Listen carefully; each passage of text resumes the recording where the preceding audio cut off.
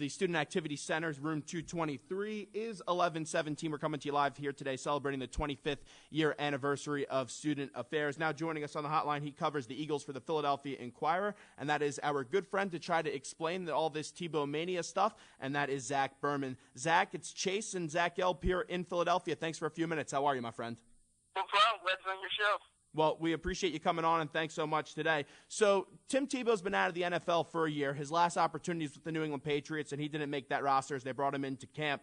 And now Chip Kelly brought him in for a workout about a month ago, and now he's going to sign a contract today from everything we're reading with the Philadelphia Eagles. Why do you think Chip Kelly, at the end of the day, decided to bring Tim Tebow to the city of brotherly love? Well, first off, he will, in fact, sign a contract today. In terms of why Chip brought him, I wouldn't overstate it at this point. Obviously, at this point in the NFL offseason, you can have 90 players on your roster. So the Eagles had the room. There's a few things to look at. First off, if you go back to 2013, the Eagles had 5 quarterbacks on their roster during spring and summer. Tebow would be the 5th quarterback now. The way Chip Kelly conducts his drills, it certainly makes sense for the Eagles to have an extra quarterback. That's number one. Number two, St. Bradford won't be fully healthy here during the spring. He'll be ready for training camp. We don't know about the OTAs and mini camps. So for that reason, that it certainly makes sense to add another arm. And then the third thing is there are parts of Tebow's game that are intriguing. That the Eagles' number 3 quarterback spot is fairly open at this point, and if Tebow can prove he can play quarterback, then the fact that he can help on special teams, perhaps being an emergency tight end, playing short yardage situations, those are all parts of his game that Chip Kelly could value. So it makes sense from that perspective, but they're looking at him as a quarterback, and we need to see how he is as a quarterback. We're talking to Zach Berman from the Philadelphia Inquirer. There is a thing with Chip Kelly, and there's a lot of comparisons, and take away the wins, that you can make between him and Bill Belichick, the his way or the highway approach. And now Belichick gave Tim Tebow a shot, and he didn't make the roster in New England, but now Kelly gives him a chance to try to make this roster, and we'll still see if he does make that roster. But do you see any similarities between Belichick and Chip Kelly like I do? Yes, there are some, and they are friendly. I mean, they've spoken many times. They had the joint practices during Chip's first 2 years. Different backgrounds as coaches, but both very innovative. Both really don't subscribe to conventional wisdom.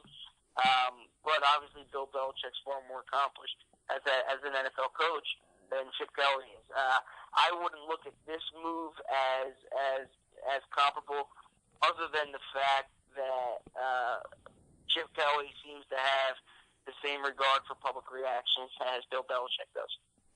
Zach Berman of the Philadelphia Inquirer is our guest right now on the main event, WHIP Radio in Philadelphia.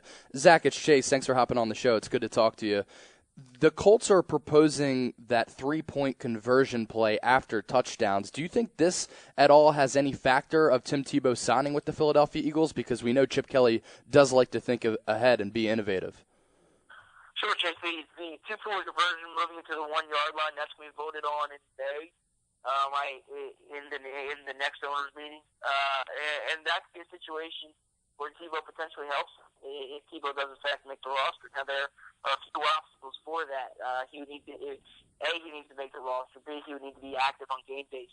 The Eagles seldom dress their third quarterback. So that would be they would need to be able to play him to use him in that situation. But like I said earlier, Chip Kelly always thinks if you're not a starter, what else can you do? How else can you help?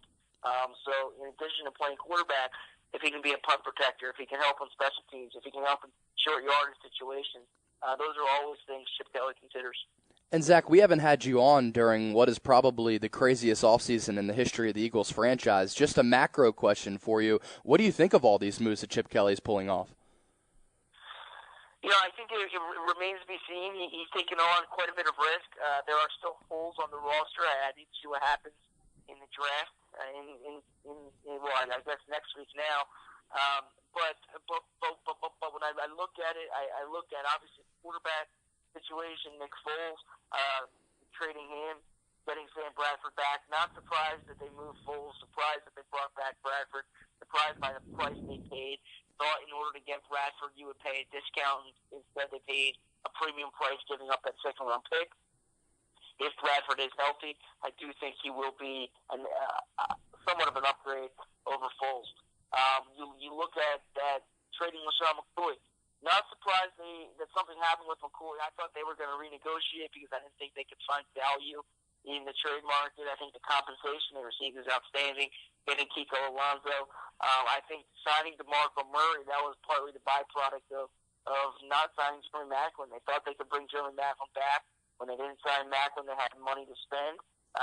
And they brought in a pretty talented player, but I think that's a lot of money invested in the running back spot now. Byron Maxwell, they really need him to be a number one cornerback, but certainly fits what they like on the free agent market, and especially at that position. And I need to see what they do at safety on the offensive line, that wide receiver.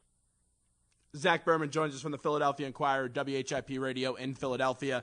Zach, Gelb, and Chase Sr. here with you. We didn't really see that much of a media circus when Tebow was with the Patriots, but we did see a complete media circus with ESPN when he was with the Jets. And I get that's how the Jets really operate. They don't handle things greatly from a PR standpoint, and they wanted that attention. Can you see this thing being a media circus here in Philadelphia, or will Chip Kelly not allow that?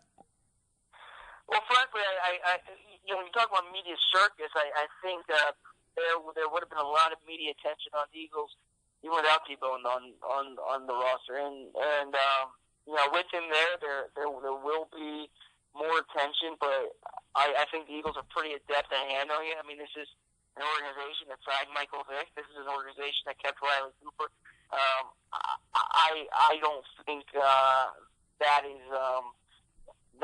that's something they consider. Then when it comes to Chip Kelly, Chip doesn't care about that kind of stuff. So I think that's more of something that's discussed on the outside. I don't think that bothers or affects them on the inside. This has been a fun and interesting offseason, like Chase has said. It's one of the most eventful ones that I can remember in my lifetime when dealing with the Philadelphia Eagles, just because of the turnover in roster and the big names traded and released or not re-signed from this organization, and not only this year but the past 2 years. Draft day is coming up, not this week but the one after that. Do you believe, though, that the starting quarterback is on this roster right now? Do you think there's still a chance that the Eagles make a push and get Marcus Mariota? Well, I've said all along until Mariota's holding up a different team's jersey, I'm not going to rule him out for the Eagles, but I certainly don't think it's a very realistic case at this point. If I had to guess right now, I'd say Sam Bradford will be the quarterback. I think Mariota's going to go number 2. To whom, I couldn't tell you. My guess is San Diego. But I really don't think it's going to be the Eagles unless he falls in the draft. And despite all of these moves, Zach, the Eagles still have a lot of holes. I look at the offensive line. They let go Todd Herremans. They need an offensive guard. They obviously need a wide receiver, not being able to bring in Jeremy Maclin. And then the safety and cornerback spots are also surrounded with question marks. Where do you see the Eagles going in the early rounds of the draft? Well, first off, to the point of the offensive line, I really think they're going to give Alan Barbre a shot at this point. They like him quite a bit. At wide receiver, they like the development of Josh Huff and Jordan Matthews, but they are going to take one next week. I will tell you that I think the best case scenario for the Eagles is taking a young offensive lineman in the first round. I think in that 15 to 25 range, you're going to find a lot of talent. You're going to find some good players there. On the offensive line, and you can find a tackle who can play guard early in his career, bounce out the right tackle when Lane Johnson moves to the left side whenever Jason Peters is finished. Taking a dress wide receiver in the second round, that would be ideal. There's a lot of depth. I think they can get a good player at that point. Safety, it's really hard to say because this is a weak safety class. I don't think they find anyone who you can kind of stamp in as a day one starter. You can try to take someone in the third round to compete with Earl Wolf, but I really think they're in a tough spot at safety. And Zach, last one for me. The big thing at the wide receiver position, I think, is the development of Josh Huff. And I think we saw last year that he has flashes of becoming a pretty good player, but that shoulder injury in the preseason definitely did set him back a little bit. He also suffered a couple of mental lapses during the season that cost the Eagles. But do you like his upsize? Yeah, I do. I think Huff can be a good player. Needs to do more to get the ball in his hands. He's very good when the ball is in his hands. The Eagles think that the injury last year really set him back. I hurt in the preseason, and didn't really have the type of impact that they anticipated. So I look at this and I say that he does have talent, but he needs to do a better job catching the ball, running his routes, doing more of the natural receiver stuff. ZB, we'll keep on reading in you with the Philadelphia Inquirer. We appreciate a few minutes today. Thanks so much, my friend. You were great. I'm good. Thanks. All right, there's Zach Berman from the Philadelphia Inquirer joining us right now on WHIP, Philadelphia's #1 college radio station, as we're coming to you live today from the Student Activity Center, room 223, and we're celebrating the 25th year anniversary of Student Affairs.